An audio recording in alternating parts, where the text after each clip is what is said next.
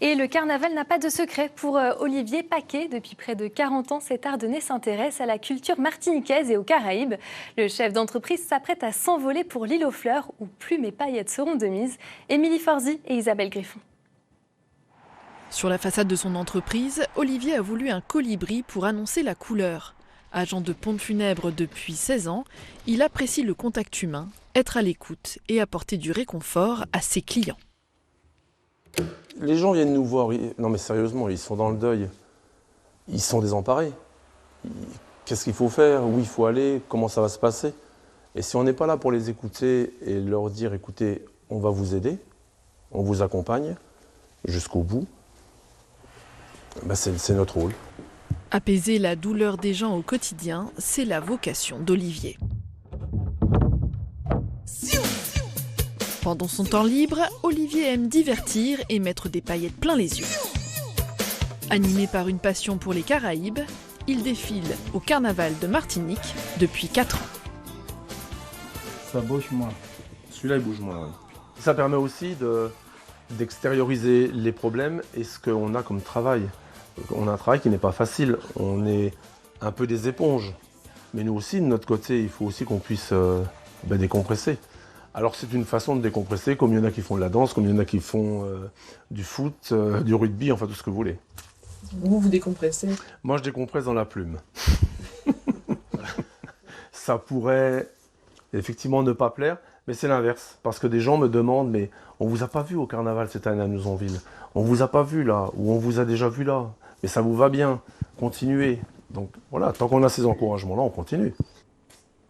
Une passion exigeante, puisque ce carnavalier de 58 ans suit un programme diététique et lève de la fonte tous les jours, pour tenir pendant ce que les Martiniquais appellent les vidés, des défilés de plus de 11 km sous une chaleur tropicale en costume, mais pas seulement. Pour essayer d'avoir une silhouette harmonieuse, parce que plus on prend de l'âge, plus le bâtiment se dégrade, et si on n'entretient pas le bâtiment, c'est une catastrophe. Mais le costume n'est pas le plus dur à porter. Le plus dur à porter, c'est le casque, parce qu'il faut un port de tête impeccable. Vous n'avez pas le droit d'aller en avant, vous n'avez pas le droit d'aller à gauche, ni à droite, ni en arrière. Et il faut résister au vent. Olivier a déjà reçu 3 Vaval d'or, des récompenses pour ses costumes lors des précédents carnavals. Il les doit à Alfredo San Martin, son costumier colombien de Charleroi.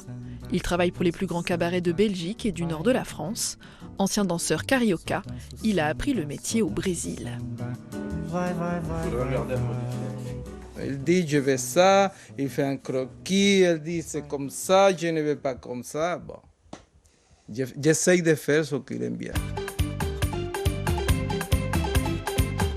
Casque à plumes ou cascade de marabout, lorsqu'Olivier enfile son costume, ce n'est pas sans une certaine fébrilité.